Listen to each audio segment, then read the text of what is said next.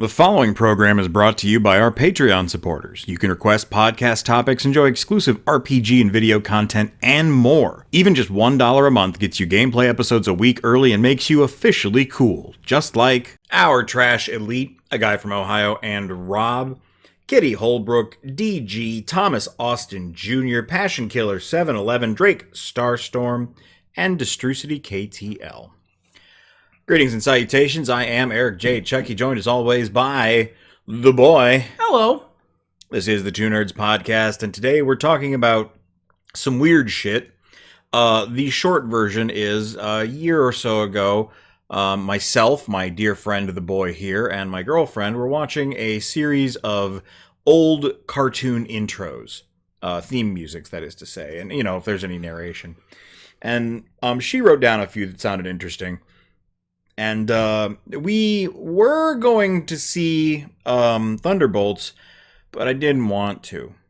We'll go next week. But it's just still the second weekend, and like I was looking at the ticket seats, and because you have to pre-register, they were filling up fast, and our seats were already gone, and I don't know that I want to deal with a full theater. That's why I go on Sunday evenings. But so I thought this might be an interesting journey, not quite down memory lane because we didn't watch any of these, but, you know, a reflection of the past. And I think it was. But before we get to all of that, much to the consternation of real podcast starts at timestamp commenters everywhere, we gotta talk about what's crumping. What is crumping? What has been crumping with you, pal? My crump schedule has been pretty light this week. I've been,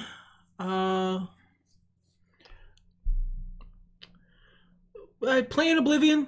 I think I've already mentioned that. Yeah. Mm-hmm. Playing Marvel Rivals. Definitely already mentioned that. Watching YouTube shorts a lot more, such that I should probably find something else to watch. We also played Repo. Yes, that's fun. I don't think we mentioned that since the last podcast. A friend of ours bought us copies because he wanted to play Repo with us, and so we played Repo, and it was fun. I had a fun time with my friends. Oh. I have some quibbles with the way the game is designed and works. This isn't really the arena for that. Hey, check us out on Discord if you want me to talk about why I find Repo a little confusing and frustrating. But it is a great platform to have fun with your friends. Like, I would never play... Is it Human Fall Flat? Did we play that together? No. I've seen people play that. It was something else. Gang Beasts? Maybe not even that. It was some sort of fighting game that was physics controlled. Oh, yeah, it's probably Gang Beasts. And we played that together, and that's not something I would ever play alone. But we had a hell of a time. There's a whole class of games for me that are games that are fun with friends. Exclusively. Because almost any game is fun with your friend. So yeah, that's what we've been up to. I was been working, honestly. I'm working on a writing project, and I did a lot of big updates for Wizards and Whites. Those of you on the Patreon at the appropriate tier can see those updates coming sometime soon this month, probably within the next 2 weeks. Gosh, that's about it, I believe. It's been a crump light week. You are correct, sir. I don't even remember what our last... Oh, the Gauntlet. I was trying to remember what our last podcast was. I don't know if we talked about what was crumping last time, because we were so excited. Recently beat the video game Teardown, if that counts. It was fun. What was Teardown? What's that? It's a voxel game where you are given a hammer and told... and given various missions that range from things like destroy this house to heist these various art pieces from all around this map within 30 seconds, because once you pull one off, the alarm goes off and you have to kind of like destroy. It's like a fully destructible map. You have to destroy the environment and make yourself a path to try and get all the stuff. You pulled the art pieces off? Pull them off. Oh, wow. Okay. I can see why you like this game. He stopped listening to my explanation when I said that and was literally just waiting for me to be done speaking. I saw it in his face. It's not my fault you kept talking for a really long time. I planned on listening again afterward. Well, and did you enjoy it overall? Was it? Oh yeah, it was fun. Okay. It was a good time. Fun little puzzle game. Very fun to. It's very open ended. You are really free to accomplish the goals any way you see fit. The one exception is, in later levels there is an attack helicopter that you have to hide from, and I was not free to attack the attack helicopter, and I have a rocket launcher. I should be free to attack the attack helicopter with my rocket launcher. That's my one gripe with the game. That's about all I got. Cool. Well, I'm glad you enjoyed it. I'm glad you got to play it. I'm glad you had fun. God, I beat a game since we last talked about crumping called Pumpkin Jack. It is a very cheap 3D platformer. It was fine. Okay. I also read some books. Wow, I've actually been up to more than I thought. I finished the second in the Old Kingdom trilogy, Lyriel, and a little cozy book, fantasy coffee shop starting one called Legends and Lattes. It was delightful. I am almost all the way through the 4th book in a 7-book fantasy series called A Practical Guide to Evil. It's available online for you for nothing. I'm told there are published versions that are a little different after editing, but those aren't the ones I'm reading, so I can't recommend them because I don't know if they're still good. I think it's quite good, but there's so much of it that, like, I famously have something I jokingly refer to as the infinite fiction maw, where I will just read any old bullshit, and I read a lot. There's so much of A Practical Guide to Evil that my brain is like, yes, we would like to still read, but please something else for a while. We need different food. Don't stop food, but different food, please. Probably healthy to pursue different avenues of narrative. Yeah, I suppose it's time to get into things. We've crumped enough. We basically just chose, whatever was in order on the list. It wasn't any... Yeah, it wasn't curated. No. This was just what popped up first on this list from a YouTube video we watched a year ago. Well, with one exception, and we'll get to it when we get to it. But first, I think, is the overall winner of whether or not these shows are good. So much so that I had considered suggesting we save it for last because it was so much better than all the others. And yet, I don't know how long we will end up talking about any of these in specific. But Jayce and the Wheeled Warriors. This started in 1985. Decent year if you like turning 40. A lot of these shows were very toyetic intentionally. Ironically, I don't think the Jayce and the Wheeled Warriors were good toys. They looked kind of lame. Because they really focused on the hero cars, the least interesting thing in the series, when the hero characters themselves and the weird villain transformer monster cars were so much cooler. Yeah, the hero cars were the most boring thing on that series. We watched one episode, to be fair. But in the episode we watched, the hero cars were the most boring thing, and if the toys focused on that, that feels like a waste of your time. That feels like you had so much opportunity. What about that guy with the giant head? Make an action figure out of him. Yeah, there's a lot of cool stuff going on there. That's an action figure who a non-copyright infringing version of shows up as a cameo in a Toy Story later. A little bit, yeah. You're right about that. We really enjoyed this one. It was one I believe you said that it wouldn't stop coming up with new ideas. Yeah, there was not a 5-minute stretch of this cartoon that I watched that did not deliver some new thing that had no previous context or connection to anything that happened before it. It was really fun. The basic plot is this dude Audric is a scientist, and he creates a bunch of weird crap. Most importantly, accidentally, the monster minds, which are the plant/machine creatures that are trying to destroy everything. They're the villains of this series, led by Sawboss. We don't know what happened to Audric. He might be dead, but probably not. Who knows? But we do pick up with the would-be heroes. Jayce, Audric's son. His name is in the title. Gillian, was that how they pronounced it? I believe, yeah. He's the cool wizard with the hourglass hat you can see just below our logo.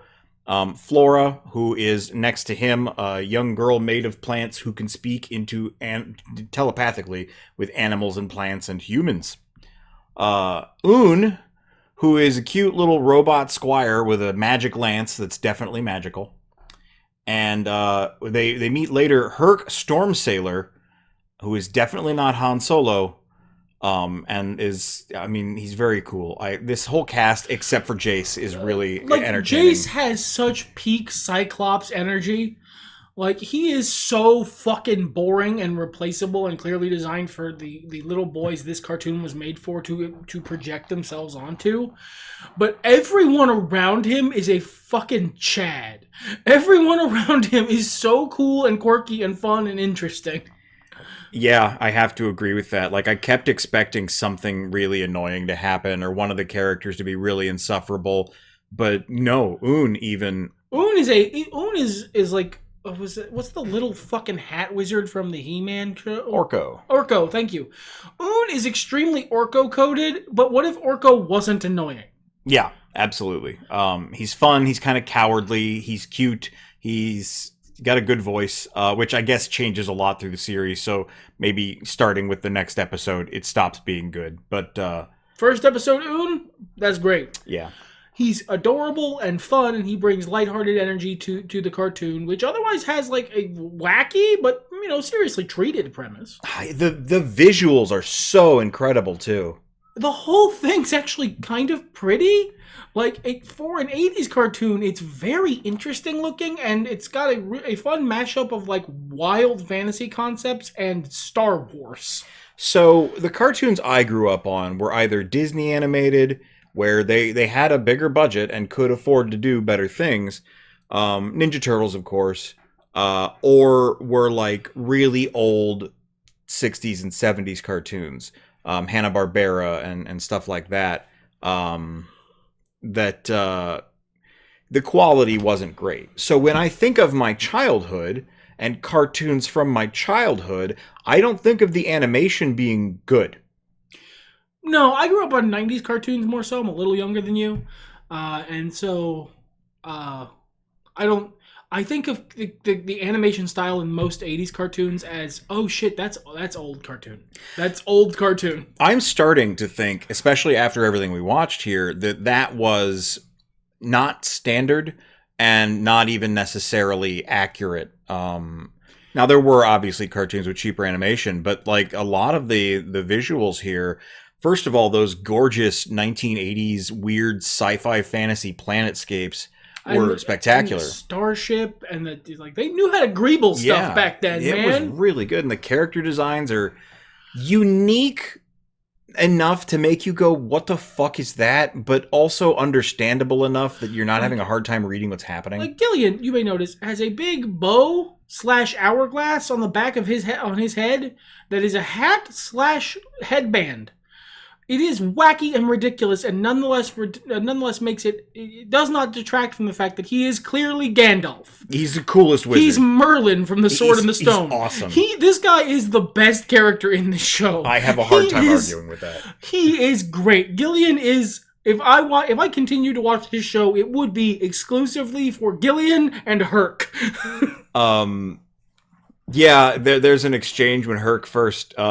Definitely accidentally and not by Gillian's magic, crash lands on the planet. That's just so quippy. It feels almost like modern dialogue, like we're living in a post-Joss Whedon world. Now, don't get me wrong. All the dialogue is said with the mildly badly acted flat affect of a 1980s cartoon. Yeah, I mean, things were just different back then. Look, they just weren't... Nobody there thought they were making Shakespeare, man. They put the amount of effort in that they were being paid to. Yeah, this was just enough before my time, and this shows you how fast time travels. Okay, so there's what 4 years difference between you and I. Yeah. All right, so I was born in '85, so I wasn't really thinking and acting and all that until the '89, '91. That's when my memory of like cartoons and stuff comes. Wow, it's almost like I was in the prime region to be a Ninja Turtles fan since that started in the late '80s. Yeah, they targeted you pretty specifically. Yeah, I got hit with that. You were beam. the demo. I took it. Yeah, I was the Power Rangers demo. So I missed, and I watched the first season of Power Rangers, and then hit that age where I was like, this is actually kind of dumb. Same thing with the Nicktoons. I caught like the first wave of it, but once Rugrats really hit its full stride, just before the arrival of SpongeBob, I dipped out. I was like, I don't think this is for me anymore. So such a small amount of time, I never saw this stuff. I barely saw any Thundercats or Transformers. A little bit of G.I. Joe, and I guarantee you that was almost entirely in syndication. Oh, I know mine was, obviously, given the time frame, but I caught a fair amount of Thundercats and He-Man as a kid. I didn't even see any He-Man, really. Like, as much as I really like the He-Man characters and all the, the weirdness and delightful marketing of the cartoon, it just was not in my It's how world. I know who Orko is at all. Sure. He's actually my phone background right now. So it's so surprising. I've heard about all of these weird relics of the 80s, these TV shows and stuff. Gem and the Holograms. I also watched some of that. But, yeah, I just missed out on stuff like Jayce and the Wheeled Warriors. And it's so cool. This is a bunch of shit I've never seen before. And that's wild to me, given when this came out. Sure. And how much, you just were talking about your Infinite Fiction, Ma. How much fantasy fiction you devour. I don't know how much of it is space fantasy, but I mean, as much as anything else, I cannot overstate how much Drek I read. You never, how, if you're a long-time listener of the podcast, you'll know that I mention I read a lot, but I rarely ever mention what I'm reading. That's because I don't recommend bad things to you people. I read so much Drek.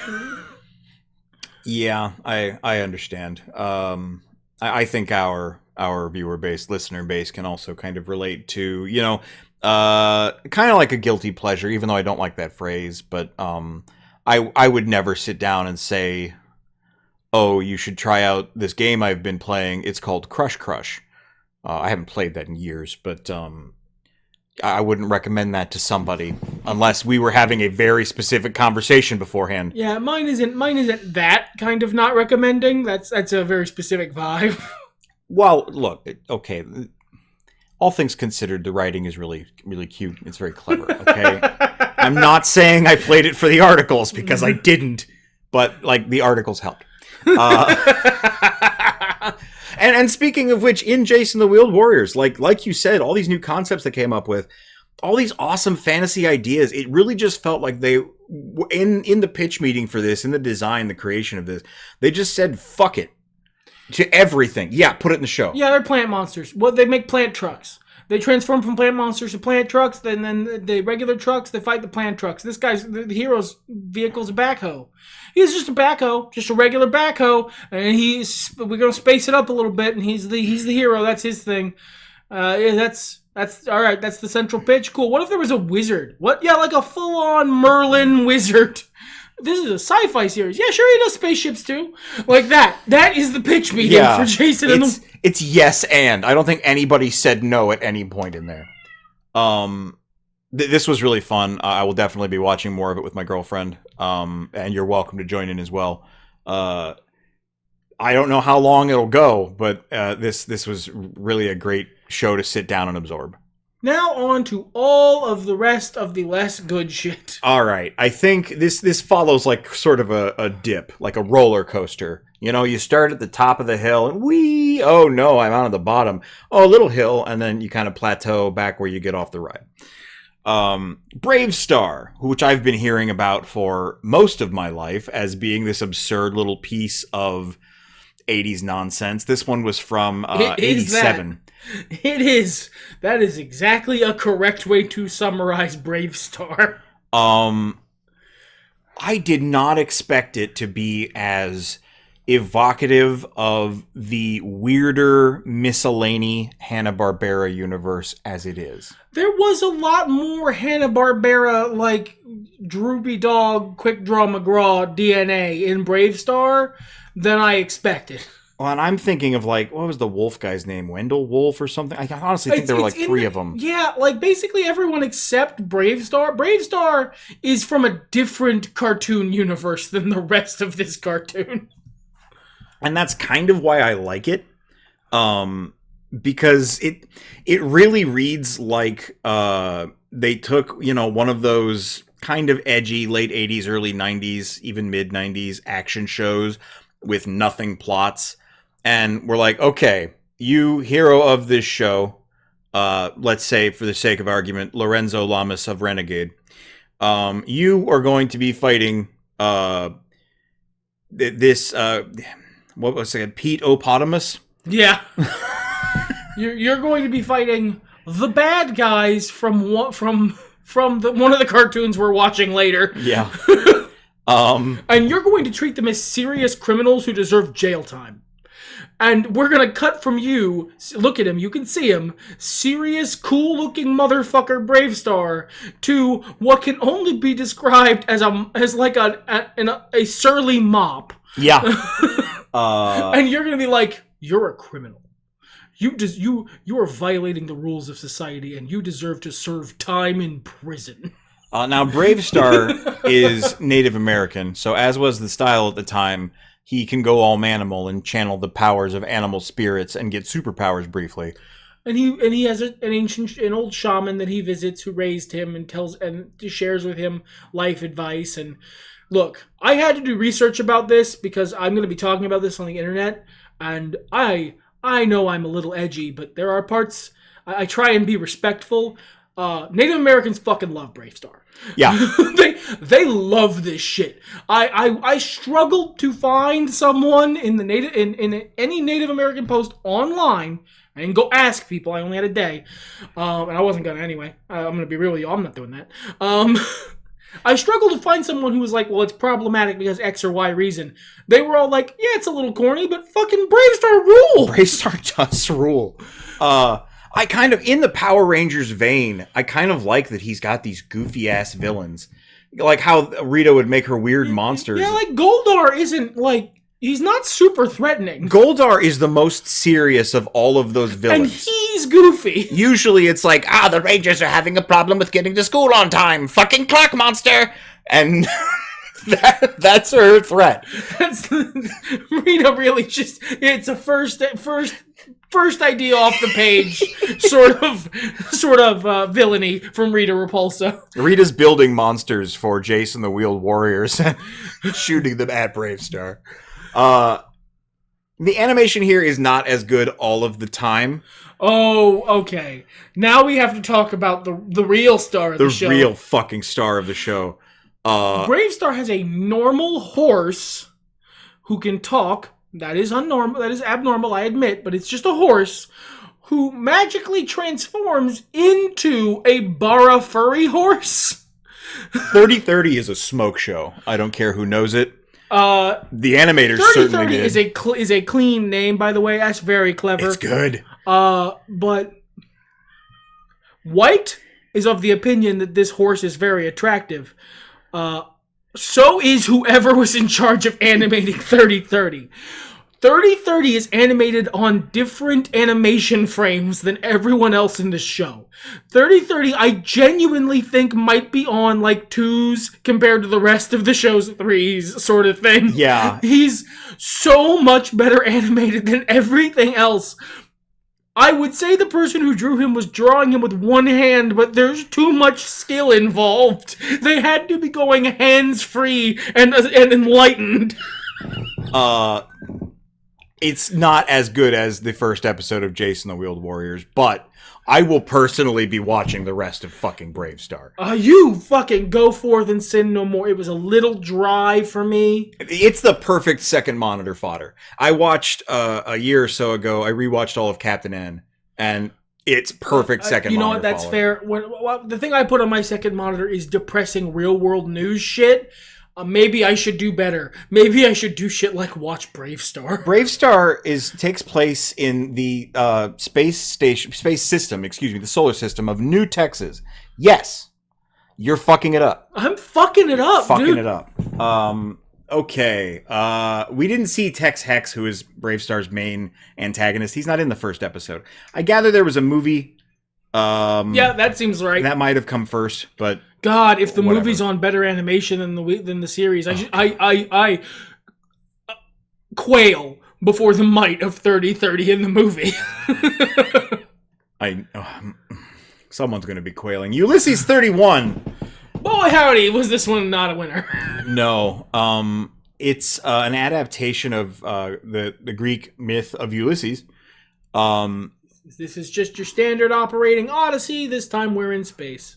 It's another one of those, which I believe Jayce and the Wheeled Warriors might have been as well, at least on the animation side. Collaborations between France and Japan.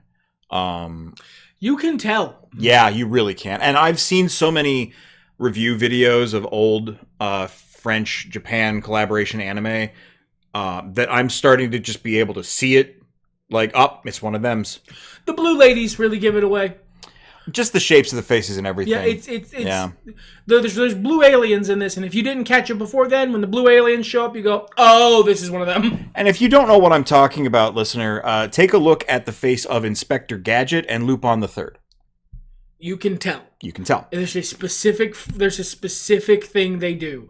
I don't know. I'm not good enough at describing animation to explain it, but I can look at it and go, no, that's France and Japan right there. So this is really dry, I think, is its greatest sin. Basically, yeah. Look, it was already late. I was staying up past my bedtime. Yeah, I'm an adult. I have a bedtime because I have one. It makes my life better. I think most millennials have a bedtime if they have somewhere to be. But, like, I was up past my bedtime to watch this with my friends. This put me literally to sleep. I fell asleep during Ulysses 31. Its visuals were... This was probably the worst animated of everything we saw, even though it was well drawn. Yeah, the art itself, in terms of, like, static images, you're right. It was very well done. But the animation was just bad. Really few frames, like very typical of the time. Japan didn't have that much money, so they would do whatever they could to save on animation frames. And that's the old Speed Racer joke from Robot Chicken. Maybe it was Family Guy. Regardless, you had a lot of that going on here. Notably, toward the end of the show, Ulysses gets reunited with his son, and it's just the sound of foot smashing onto tile as one image of Ulysses' back gets slightly closer over a period of like 20 seconds to his son and the alien girl in the background. Like, this is the level I'm talking about. But a lot of the space vistas, the planetary stuff, a lot of the design ideas were really cool. Ulysses has a very simple jumpsuit outfit, and I am a notorious jumpsuit outfit hater. And I actually thought it was not too bad. If it were more silvery, that I think they're trying to imply it is, I think I would have liked a little more, but it's not bad, poorly designed. I like... For some reason, they decided to make him ginger. I like that. I think he's supposed to have brown hair. They just... fully known. He's a Carrot Top. I've looked at a lot of the promotional art, and he's got brown hair. I don't know what the deal is. But I really liked some of the decisions they made in adaptation, like calling the space station he hails from Troy, and he's leaving Troy on his journey home, and like the fact that they made Troy a giant Trojan helmet. The only thing that felt a little lazy is that the gods were just gods. Yeah, I would have preferred them to be something more spacey. Yes. I don't think I'm going to be watching any more of this. It was really boring. It had a lot of the worst tropes of early 80s, late 70s anime. Really, like, it was... If BraveStarr was a little dry for me, this shit was the Gobi Desert.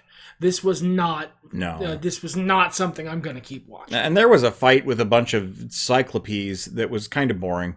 I mean, how do you fuck that up? How do you fight Cyclops? How do you fuck up Cyclops fight? Come on, man. That's one of the coolest things in that story. But yeah, we didn't, we only watched the one episode, and it was very much setting things up. It, however, did suggest to us something that should be true for us going forward. And that is when you can't find people in your home, just run to every room yelling, "Companions! Companions, where are you?" The first time one of us actually does that, it's gonna fucking kill. It's good. It's good shit. All right, our final cartoon. This wasn't on the list, but I was worried 3 cartoons wouldn't have been enough. And honestly, it turns out we could have just kept talking about BraveStarr and Jayce and the Wheeled Warriors. But I do want to talk about it very briefly for a couple of reasons that tie into the other shows. That is Rainbow Brite. That came out in 1984. So again, much like Jayce and the Wheeled Warriors, it was enough before my time that I think I saw like 1 or 2 episodes when I was really little. I know I'm aware of the concept of Rainbow Brite, but like I know I've never seen this. Sure. More of what I was seeing was like Shirt Tales. Like that was kind of the era I was in, or Pound Puppies. Rainbow Brite is definitely a children's cartoon. Yeah, of all of the cartoons that we watched, this one is the most for small children. But I think it does better than the original My Little Pony Tales. I think it's a little more interesting, a little more dynamic. I think the characters are more likable. And good God, the animation. No one required them to do this. It was so fluid. Why? It's Rainbow Brite. Come on. Who told you this was necessary? I really liked the horse. That was a really fun character to be so, full of itself, but like not wrong, but not in that very Faye way. A lot of those. No, it's just like a horse. I'm great. I'm a magnificent horse. Yes, you're absolutely correct. I'm great. I'm a horse. It's saying it very matter of factly. It added some texture to what would otherwise be a tired role. Rainbow Brite was okay for a child character. I could see an updated version of the character being really fun and interesting as well. And it was really silly, simple stuff. Oh, Lurky. Lurky is amazing. Lurky deserves all the love. Lurky deserves a better friend.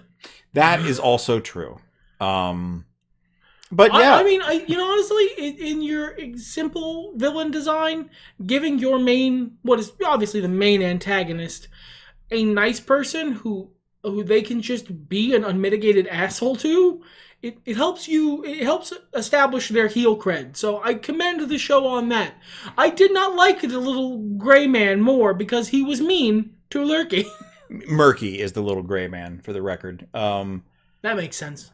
Yeah, this was actually way better than I thought it was going to be. It was pretty cute. I don't know that I'd sit around and watch it. But it's for small children. Sure. Like, I'm not trying to be... I'm not better than this show. It's just not for me. It's not... I'm a 36-year-old man. I have that issue even with Avatar. Even as good as Avatar is, there's a lot of ways... The Last Airbender, not the Blue People show. There's a lot of ways it as a cartoon is targeted toward children. And while I do watch a lot of children's media...